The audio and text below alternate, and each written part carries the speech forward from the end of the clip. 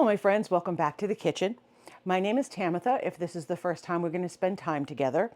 Today we are making freshly milled flour because we're making flatbreads. Now, I made a version of this bread in the Bread Baking 101 series where we used simple white flour.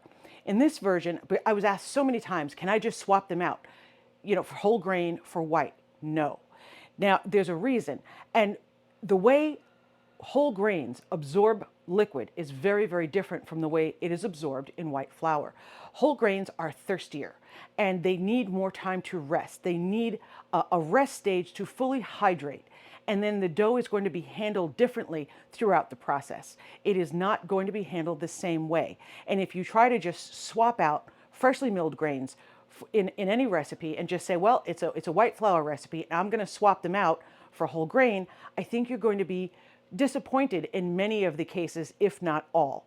And that's not because it can't be done, it's because the technique is a bit different. So I'm going to show you that. I'm going to show you the blend that we're going to be using. So what I chose today is the hard white wheat, which is, you can choose between hard white or hard red. Hard red is a stronger flavor. It is more assertive in a wheat flavor. I don't enjoy it as much as I do the hard white. Now, when I'm making a rustic boule or something like that where I really want an assertive flavor, that's where hard red wheat shines. So it absolutely has its place. I don't really enjoy it in a recipe like this where I'm looking for something tender. Okay, and so the other blend that I'm going to be using, the other grain I'm going to blend in, is the white Sonora. The Sonora is absolutely delicious. If you've not ordered a bag of Sonora grains yet, I truly recommend that you do. It is, I think you will be thrilled with it. I think if you're just converting your family from having, white flour most of the time and you're just kind of starting on your road to incorporating freshly milled grains, I truly believe that having a combination of Sonora and hard white wheat, I cannot say that, I stumble over it every time, hard white wheat is going to be a great entry point for you and your family. Now, I also do use a bit of bread flour. Now, that is for structure. If you go 100% whole grain, which you absolutely can, you will have less gluten development. And that is that texture that people tend not to enjoy as much. You don't get that chew that people are tending to look for when you're having bread. So by adding, now in this case, the majority of the flour that we're going to be using is freshly milled grain. But I do still incorporate a bit of that bread flour because I need it for that structure.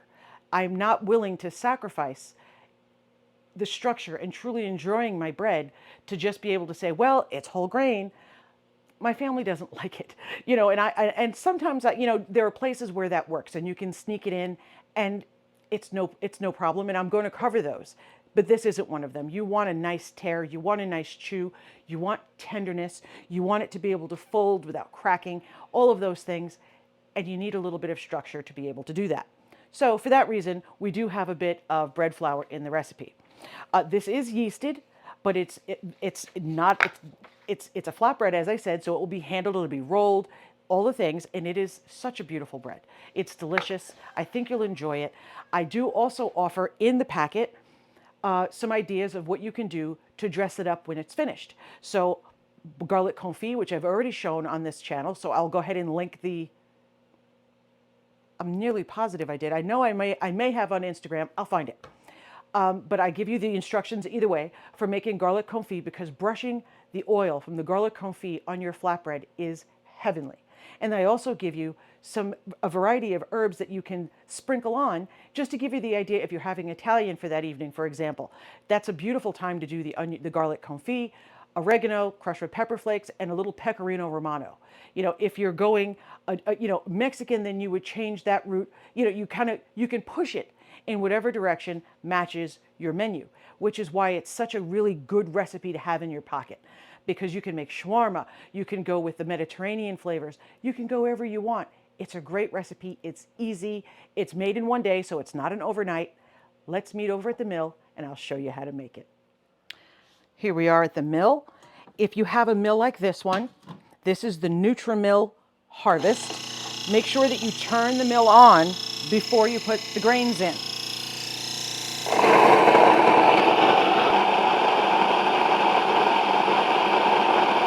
here we have our Sonora.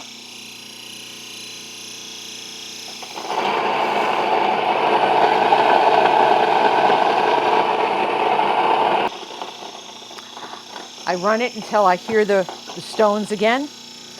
Make sure it's all clear, and then we stop. And now we're just going to weigh out 90 grams of the bread flour.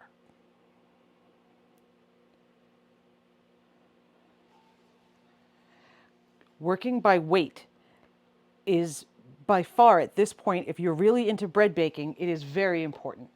It's much less reliable to work by volume. Can it be done? Of course it can be done.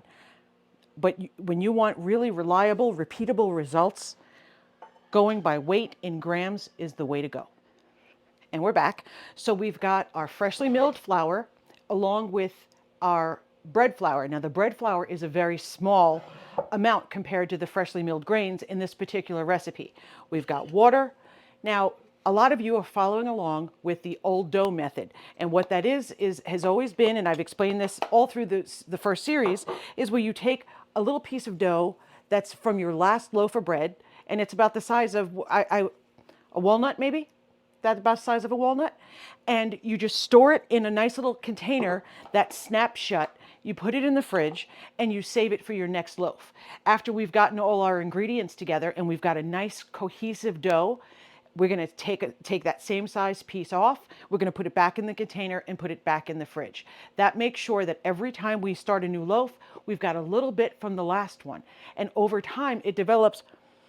It almost tastes like sourdough, and it allows you to have such a mature fermented flavor, even when you made a dough that was made today.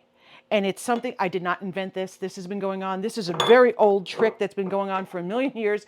I learned about it a really long time ago, but it is not mine, and I will not pretend to take credit for it.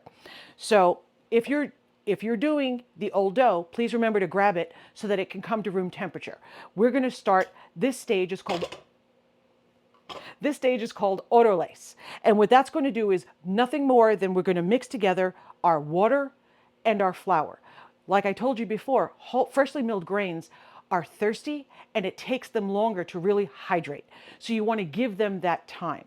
With a white dough, you can just put everything in the mixer and get after it. That is not the same, and you could accidentally either not have enough liquid if you used the same methods for freshly milled grain. For the love of everything that's holy, I need to speak today.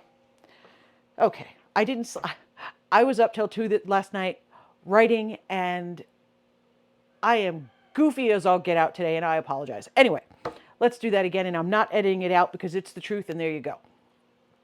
If you try to treat a freshly milled grain dough the same as you do a white dough and just keep going, dump everything in and start it off, you run the chance of having your dough not have enough liquid in it because you did not give it enough time to hydrate, or having your dough just not develop very well because it needed that time to relax and hydrate, and you're pushing it too quickly and you're not going to have any elasticity. You need time for that development. Okay, so our ingredients: olive oil, salt. I use Redmond's real salt. It's just what I choose. Use whatever you'd like. I would really... Oh, I need a nap. Okay, alrighty then. If you... I don't know. I don't know. Anyway, I use Redmond real salt. If you don't, that's fine. Please just don't use anything with the iodine in it, if you'd be so kind. We've got instant yeast. Yes, of course you can use active dry yeast, but you have to bloom that. Instant yeast, you can go directly into your dough. Okay, so that's the difference. Homemade yogurt. I made yogurt again, as you can imagine. As I told you, I do it every week. And this is just the grains that we used in our dough. So we've got our freshly milled dough, grain, flour, nice warm water, not hot. Let me grab you. And we're just going to mix this until there are no dry spots left.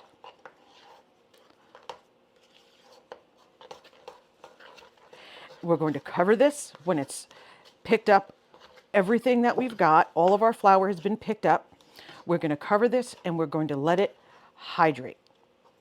This particular method or time in the dough process is called Autolyse. and it's important. I try to do it with all the breads that I do. See that? Now it came together beautifully. Now, after this sits for a while, it will definitely look different. Let me zoom in for you so you can see what we're starting with. Okay, so we're going to let this rest, and it's really a step that you cannot skip. Please, if you're going to skip a step, this isn't the one. So let's cover this up and let it rest for about 30 minutes. 45 is even better, but 30 is what you absolutely need. The recipe does say 20 minutes. That's the minimum, and technically, according to formulas, that is true. I am telling you right now that even though technically the formulas do say 20 minutes, I never go less than 30, and I like 45. What I don't like is when little bits of dough dry on the sides. So with a rubber spatula, just scrape them down. We don't want any of those little nuggets because they'll dry out, and we don't want any of those little nuggets in our dough. Takes only a moment. It's worth it. Put the little outfit on and go do something else for 30 to 45 minutes. We've got our instant yeast, our olive oil. Now remember, I always keep my salt away, very much away from my yeast. Now I know there are some people who don't think that's important. I do. That's just a little bit of homemade yogurt. And our salt is next.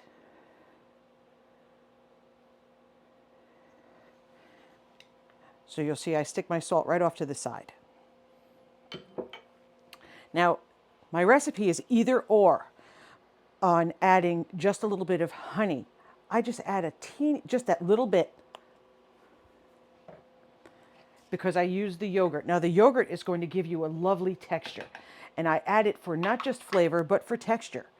Okay, so now we're going to, here's all of our ingredients, and we're going to start to mix them through. Now, I want to show you one more thing.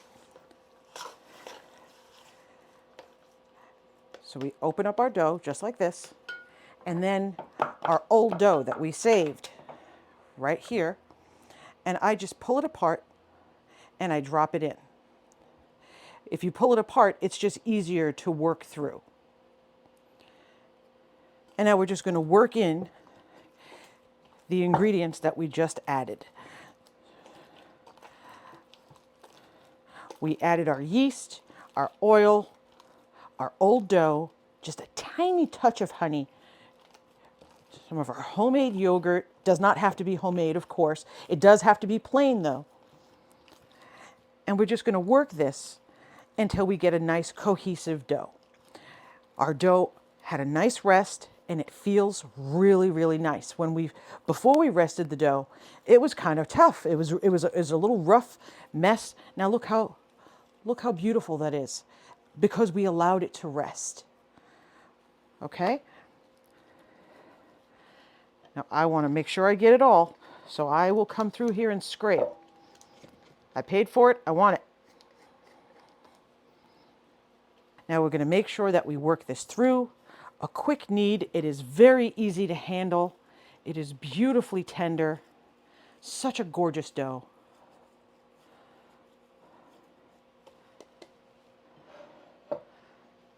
See? Beautiful. Now, this is not ready. Look at this. See how it readily tears. This is going to take some time to develop its gluten. This is a whole grain dough. That is the reason that we made sure to use bread flour, is because we want to have more structure. So now I didn't need this to really activate all that gluten. I'm going to knead this for another few minutes, and then I'm going to let it get the rest of its work done in the bulk ferment. Now, in just that few minutes, I mean, before I covered the dough, before we rested, you couldn't have moved this not an inch. It would have crumbled in my hands. And now look what we can do.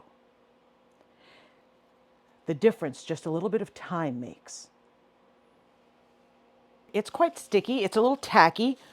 It's supposed to be. Now remember, this is going to be a flatbread, so we're not looking for a huge rise or anything like that. What we want to do is have a nice slow rest. It's going to develop more structure, and we'll be ready to shape. One thing I want to share.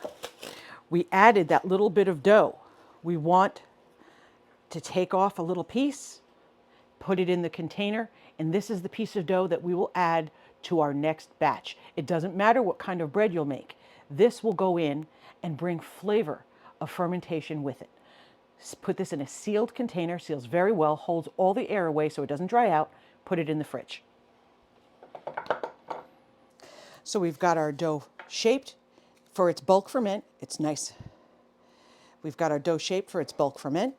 We are at a nice temperature in here, so if you have a proof setting that you'd like to use, if your house is running a little cool, this is the time to stick it in that nice cozy spot. You want no breezes, no wind that's going to affect our dough and cause it to dry.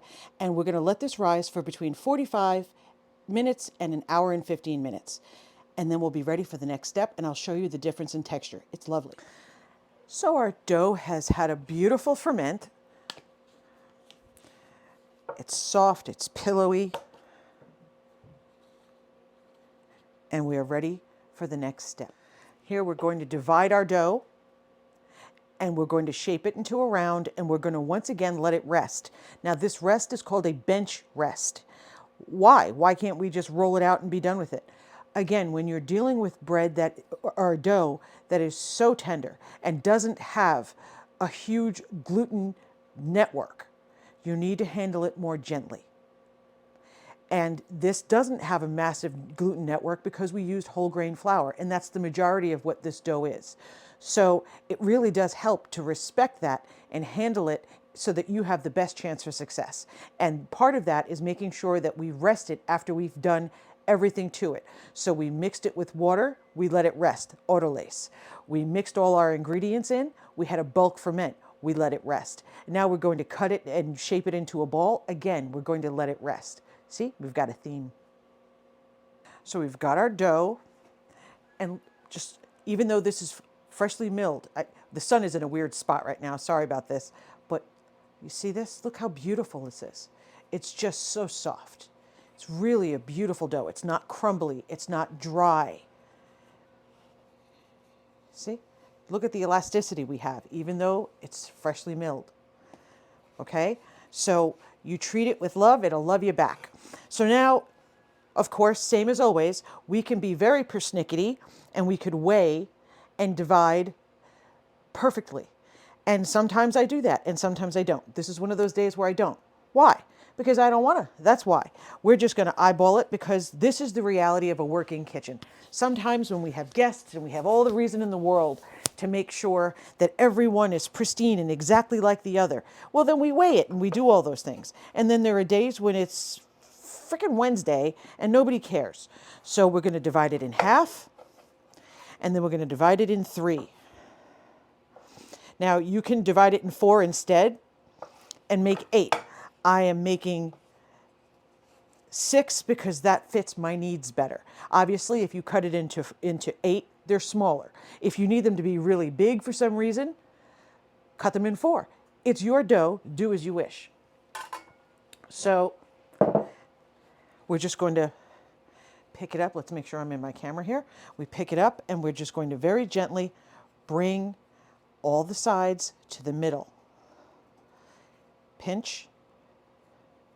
Okay, and we get a little round top here. And then very gently, we're not going to go crazy with lots of pressure. We're just like that. And we stick it off to the side. And we're just going to keep doing that to the center. Pinch. Okay, flip it over. And very gently, now let me go slow so you see how I'm doing this. I'm doing this with this part of my hand. See? We're just rolling it in the center, and that closes down underneath, sealed. You see, it's not an open little flowery looking thing anymore, and it just gives us that little bit of shape. Same thing again. Now we don't want to knock all the air out, but it's a flatbread, so we're not looking for giant holes. In fact, we do not want that. But we're not looking for a crepe either. Though at some point we will be making crepes. I love making crepes. And if you start to stick to the board, you use your bench scraper and you just pick it up. Okay? You want to make sure you have a nice spot that's free of flour. Okay? And the last one. Now, are they exactly the same size? They are not. Am I the slightest bit concerned about it? I am not. The queen isn't coming to dinner today. Or, I'm sorry, the king isn't coming to dinner today. For some reason, he doesn't return my calls. Starting to take it personally. Okay, so now we're going to do our bench rest. So now what are we going to do? We flour our surface so we don't just stick to it like glue. And we're going to let this rest. Now you could do one of two things. You can roll these out. Let me get out of that sun so you can stay at the window. Is just the weirdest moment in the day as the sun's coming in the window. It's leaving strange shadows on my board. We're going to cover this with a lightly damp towel.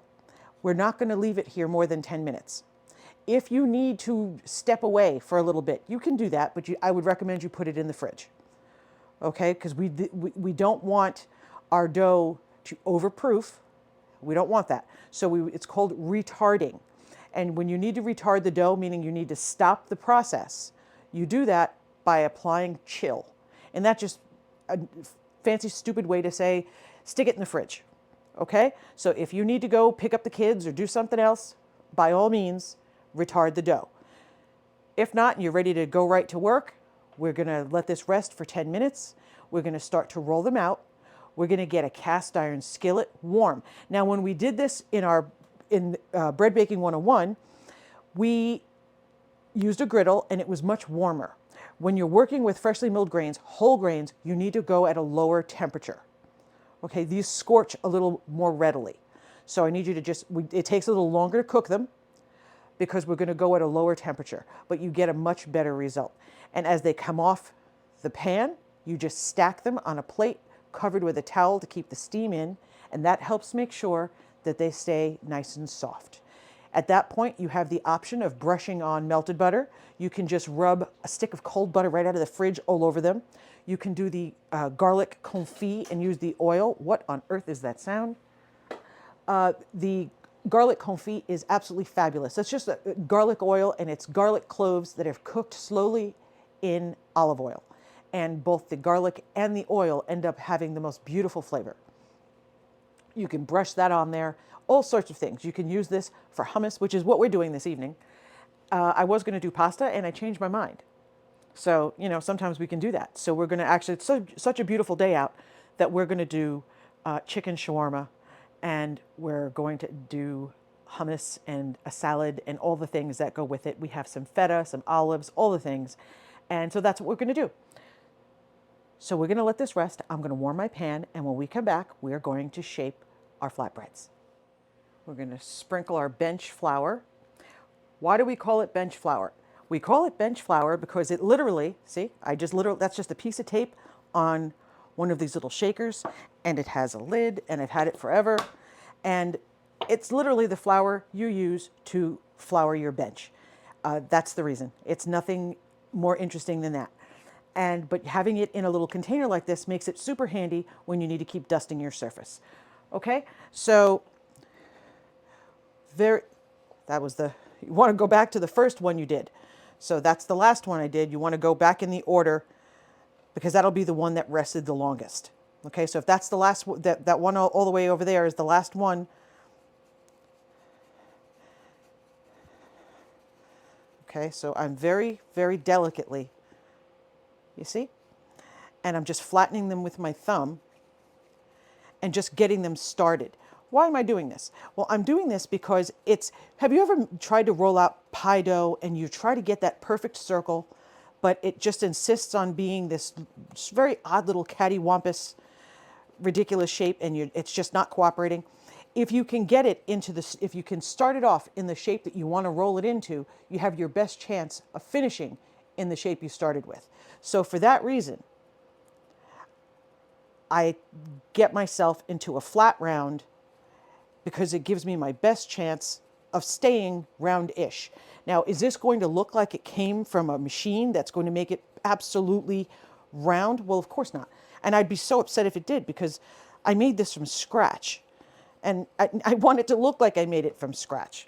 So now I'm using this teeny tiny little pin. Now, I told this story once before, but you may be new, so I'll tell it again very quickly.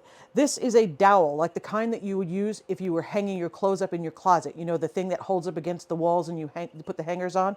We got one, we cut it, and we sanded it so there's no loose wood shavings or anything like that, no splinters. And we've been using this thing forever. And we use this to roll out dumpling dough and little things like this because you want to have the right pressure.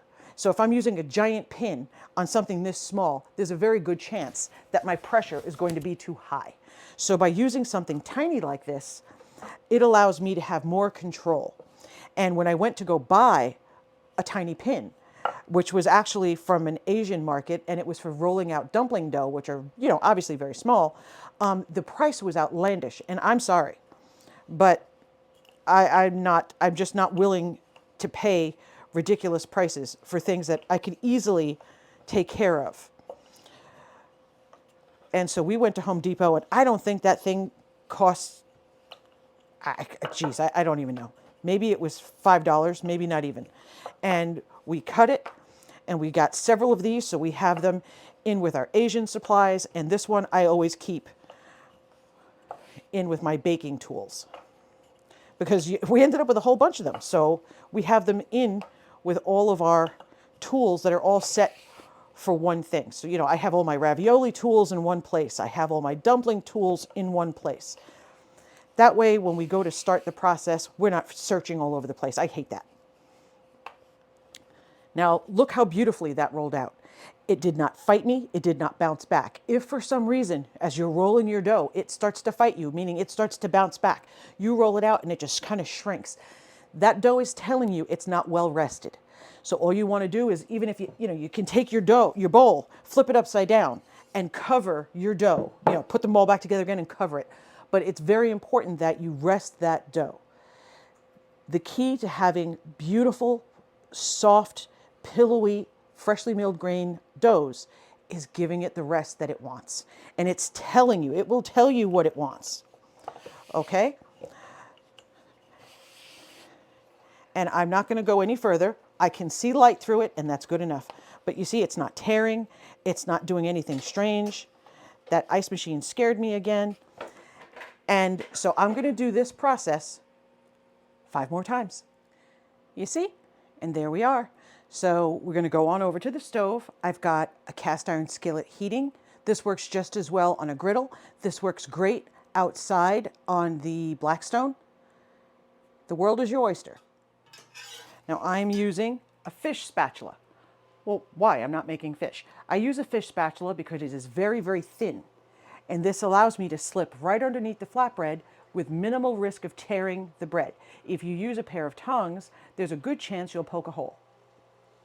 So a fish spatula is the way to go when you're dealing with a bread that doesn't have the same gluten structure.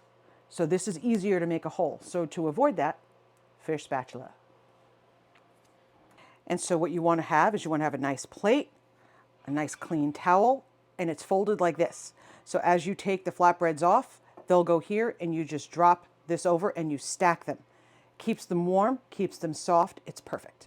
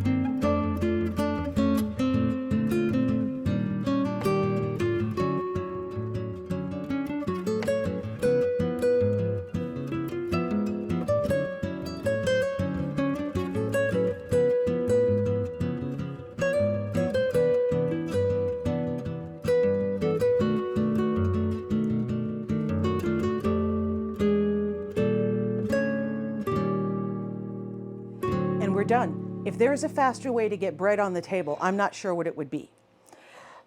So we keep it in our towel until we're ready. But this is freshly milled grain. But look how nice and soft. No crumbling, no cracking, none of that crazy stuff that drives us crazy when we try to use freshly milled grains. And this was simply by technique. Okay? And